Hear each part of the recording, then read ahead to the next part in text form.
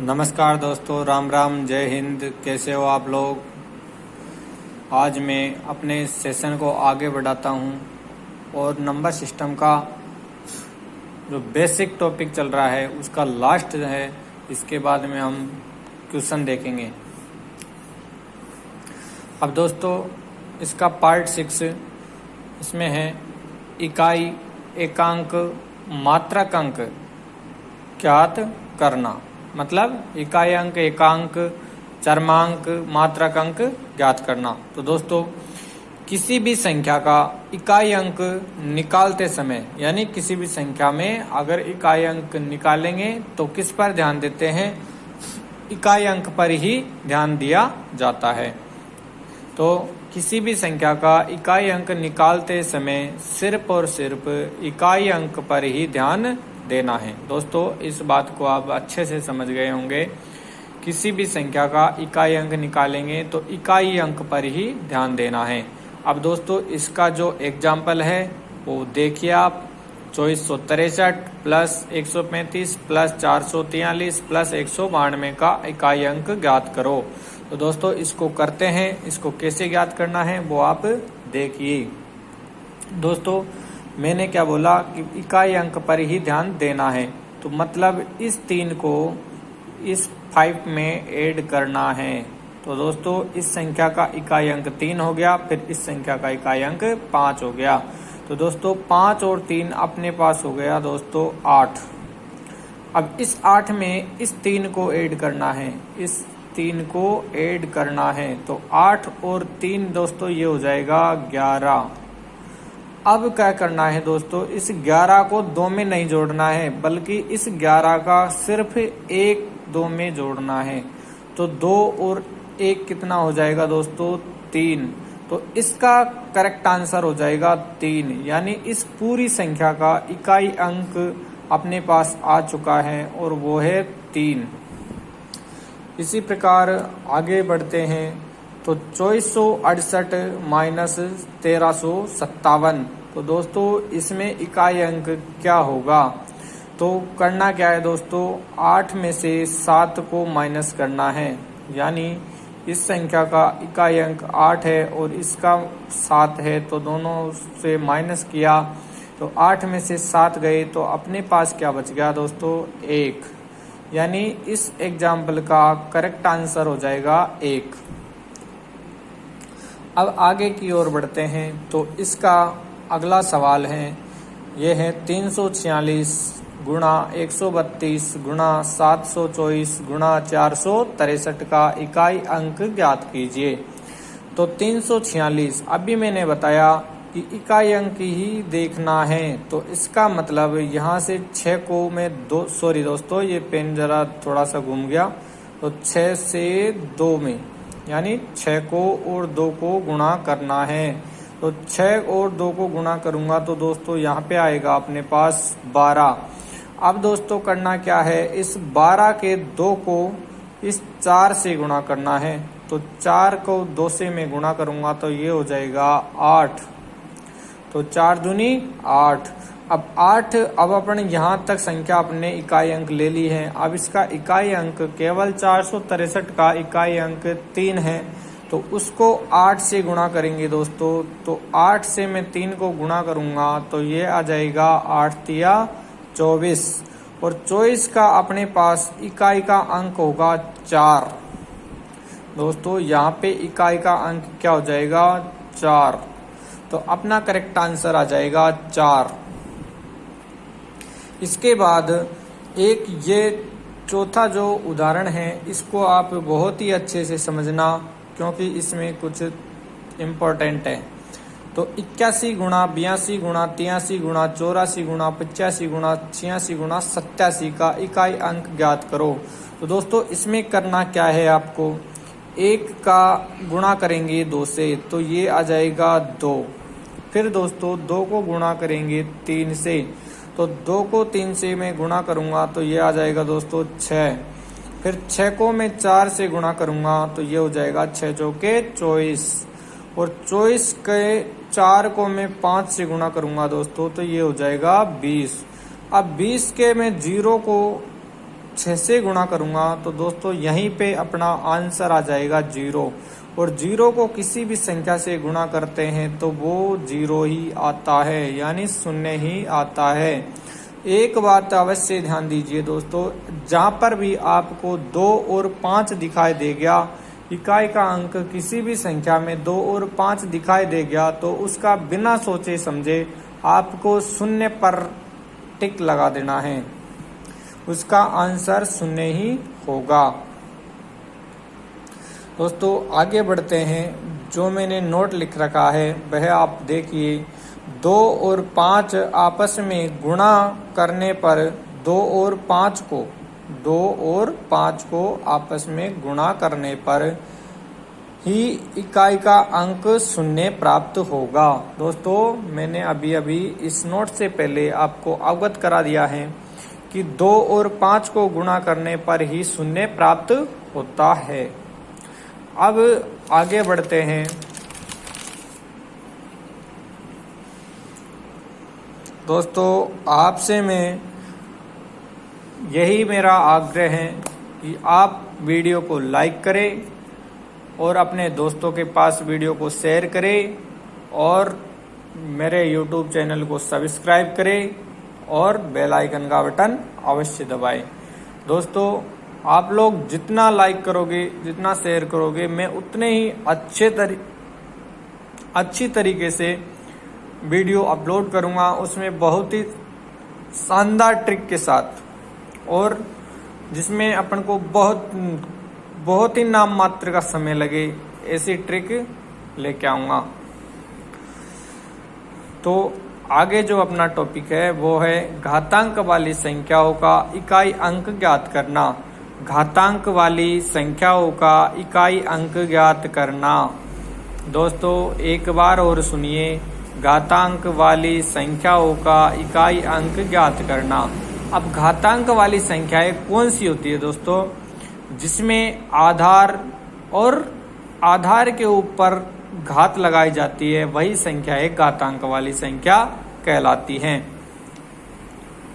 अब इसके दोस्तों 3 नियम हैं, उन नियमों को हम अच्छे से पढ़ेंगे और उनके आधार पर ही क्वेश्चन करेंगे। तो इसका पहला नियम है, किसी भी संख्या की घातांक 0 हो तो उसका मान हमेशा 1 होगा। यानी किसी भी संख्या के ऊपर घात में अगर आपको 0 दिखाई दे तो उसका मान 1 हो जाएगा, यानी उसका उत्तर 1 हो जाएगा। तो दोस्तों मैंने एग्जाम्पल दिया है, एग्जाम्पल में आप देखिए, a की पावर 0, तो a की पावर 0 का मान यहाँ पे 1 दिया गया है। और दूसरा एग्जाम्पल है 2 की पावर 0, तो इसका मान भी 1 दिया गया है। अब तीसरा ऑप्शन देखिए, इसमें 315 के ऊपर घात में 0 लगाई गई है, जिसका मान भी 1 हो जाएगा। वो चौथा सवाल है, तो चौथे सवाल में 712 के ऊपर पावर में 0 लगाई गई है, तो उसका मान भी 1 है। तो दोस्तों आपको अच्छे से समझ में आ गया होगा कि किसी भी संख्या के ऊपर अगर घात में 0 हो तो उसका मान 1 हो जाएगा। अब इसका नियम दूसरा देखते हैं, आप लोग अच्छे से देखें, समझें और वीडियो को लाइक करें।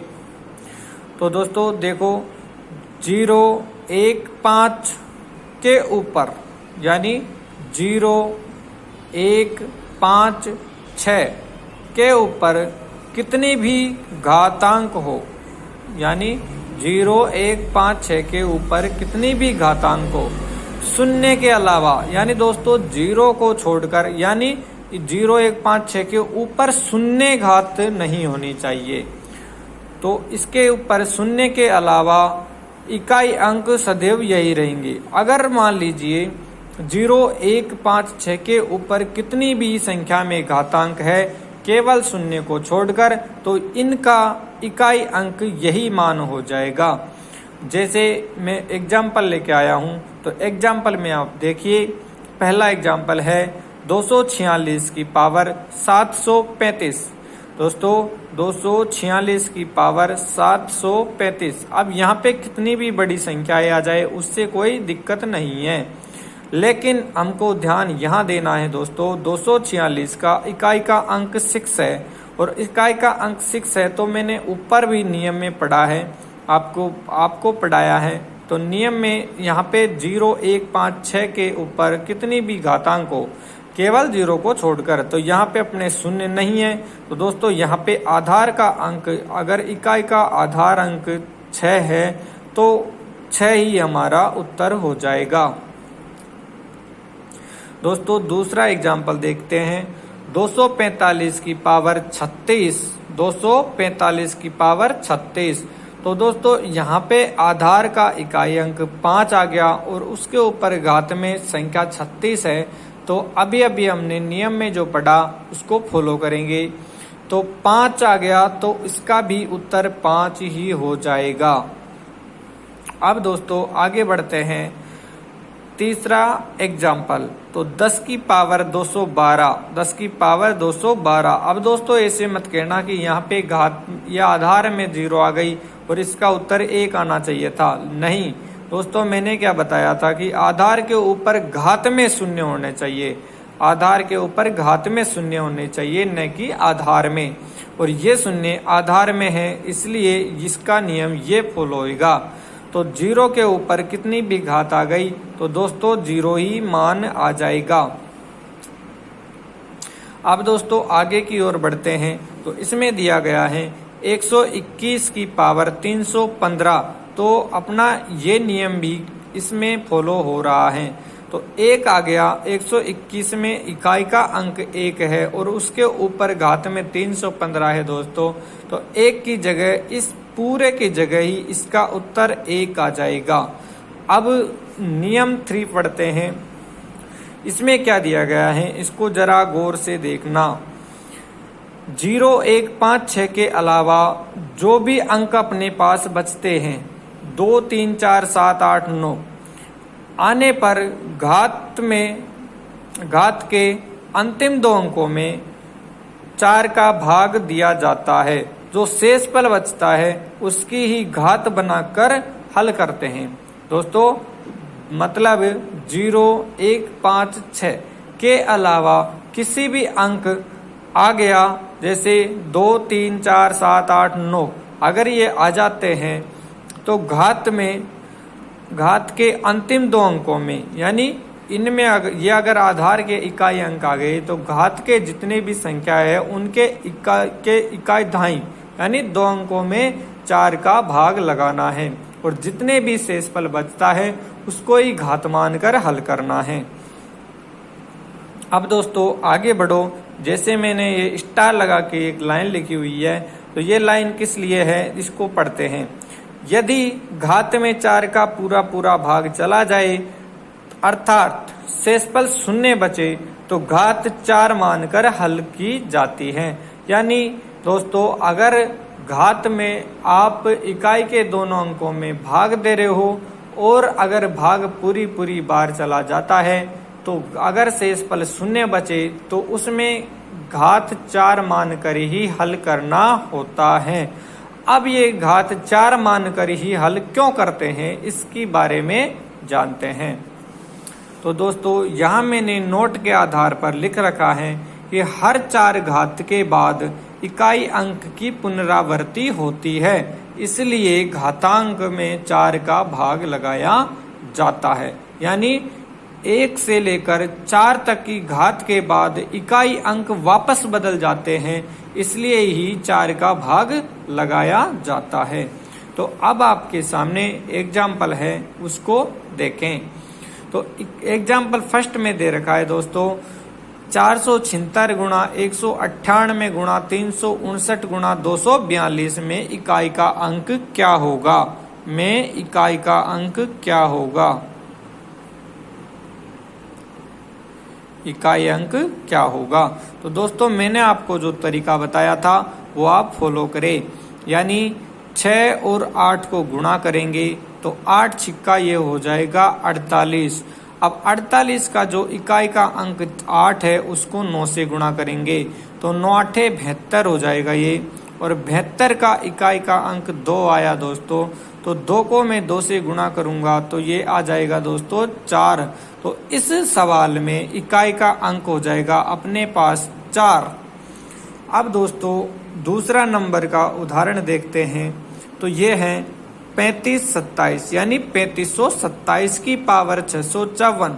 अब दोस्तों अपने पास में इसमें क्या आ गया, अभी मैंने बताया था जो नियम पढ़ रहे थे जिसमें 0 1 5 6 के अलावा 2 3 4 7 8 9 अगर ये अंक आ जाते हैं तो क्या करना होता है, जैसे ये आधार है और ये घात है, तो घात के अंतिम दो अंकों में यानी इकाई और दहाई में 4 का भाग दिया जाता है और शेषफल बच जाए तो उसी को घात मानकर हल करेंगे। तो दोस्तों यहाँ 7 आ गया। अब 7 आ गया तो इकाई यहाँ घात की अंतिम 2 अंकों में 4 का भाग लगाना है। तो दोस्तों 54 में मैं 4 का भाग देता हूँ तो ये 13 बार पूरा चला जाएगा, यानी 13 चौके 52। तो दोस्तों यहाँ 4 का भाग दिया जाता है, तो अपन को केवल शेषफल से ही काम है। तो दोस्तों शेषफल क्या बचा, शेषफल बच गया 2। अब घात कैसे लगानी है, आधार का इकाई का अंक क्या है अपने पास 7, तो 7 का पावर मानकर ही हल करेंगे। तो दोस्तों 7 की पावर कितनी 2 कितना होता है 49, तो 49 में इकाई का अंक क्या आ गया 9, तो दोस्तों ये 9 ही उत्तर हो जाएगा। अब आगे की ओर बढ़ते हैं दोस्तों, तो इसमें तीसरे नंबर के सवाल में 7 की पावर 65 गुणा 6 की पावर 41 गुणा 3 की पावर 57 में इकाई का अंक क्या होगा। तो दोस्तों इसमें करना क्या है, ये 7 आ गया तो अंतिम 2 अंकों में भाग दे दिया जाएगा। तो अंतिम 2 अंकों में मैं 4 का भाग देता हूं तो 16 बार पूरी बार चला जाएगा, 16 चौके 64 और 1 बच जाएगा। तो अपन 7 के ऊपर घात के रूप में 1 लगा देंगे दोस्तों। अब 1 लगा दिया तो आगे बढ़ते हैं। अब 6 वाला नियम नंबर सेकंड याद कर लो आप। अब 6 आ गया तो 6 का आ गया तो 6 का 6 ही हो जाएगा। और दोस्तों 6 का 6 ही हो जाएगा। और 3 आ गया तो 3 में क्या करना है, 2 अंकों में भाग देना है, लास्ट के 2 अंकों में भाग देना है। तो ये हो जाएगा 14 चौके 56 दोस्तों 4 बार, तो ये 3 की पावर 1 ही आ जाएगी, यानी ये 7 छिकी 42 और 42 में इकाई का अंक 2 आ गया। अब 2 को 3 से मैं गुणा करूंगा तो 3 दूनी 6, तो दोस्तों ये हो जाएगा 3 दूनी 6, यानी इकाई का अंक आ जाएगा यहाँ पे 6 और यही हमारा उत्तर हो गया। अब दोस्तों इसके बाद में अपना जो आज का लास्ट टॉपिक है वो छोटा सा है, वो है सम विषम से विभाजित संख्या। तो दोस्तों सम विषम से विभाजित संख्या कैसे होती है उसको देखते हैं। तो पहला है a square minus B square. अगर ये सम संख्या है दोस्तों तो ये किससे विभाजित हो जाएगी, a प्लस बी और a माइनस बी से विभाजित हो जाएगी। a square minus B square सम संख्या है, यानी a सम संख्या और b भी सम संख्या है, तो a प्लस बी और a माइनस बी से विभाजित हो जाएगी। अब दोस्तों दूसरा नियम देखो, a की पावर n प्लस b की पावर n, जहां पर n विषम हो दोस्तों, अगर n विषम है तो क्या करना है, a प्लस b से विभाजित हो जाएगी, यानी a और b अगर ये n विषम संख्या है तो a प्लस b से ही ये संख्या विभाजित हो जाएगी। और तीसरा नंबर का देखते हैं नियम, तो a की पावर n माइनस b की पावर n, अगर यहाँ भी n विषम हो तो a माइनस b से विभाजित हो जाएगी। दोस्तों ये सम विषम का नियम है। अब इसके आधार पर जितने भी क्वेश्चन बनते हैं वो आपको मैं अगले वीडियो में जरूर कराऊंगा। अब दोस्तों अपना जो बेसिक टॉपिक चल रहा था वो समाप्ति की ओर आ गया है। अब आपको मैं क्वेश्चन करवाऊंगा। अब आप क्वेश्चन देखेंगे और जितने भी प्रीवियस ईयर के क्वेश्चन हैं उनको लेकर आऊंगा और नंबर सिस्टम से संबंधित जितने भी क्वेश्चन होंगे उनको हम हल करेंगे। लेकिन दोस्तों, आपसे मेरा इतना ही रिक्वेस्ट है कि मेरे वीडियो को लाइक करें और अपने दोस्तों के पास शेयर करो और YouTube चैनल को शेयर करो, YouTube चैनल को सब्सक्राइब करो और दोस्तों बेल आइकन का बटन अवश्य दबाएं ताकि मैं जब भी वीडियो अपलोड करूं आपके पास नोटिफिकेशन आ जाए। दोस्तों, मंजिल हमको पानी है, हौसलों में डट के रहो, परेशानी से घबराना नहीं है और संघर्ष के आगे ही सफलता होती है। दोस्तों, आज इस कोरोना काल के दौर में सभी को मुसीबत आ रही है, लेकिन आप लोग ऑनलाइन स्टडी के साथ बने रहें, आप लोग भी पढ़ते रहें, कोई दिक्कत वाली बात नहीं है। और मेरे प्यारे भाइयों, जरूर पढ़ाई करो ताकि हम कुछ लक्ष्य हासिल कर सके। इसी के साथ में धन्यवाद। राम राम, जय हिंद।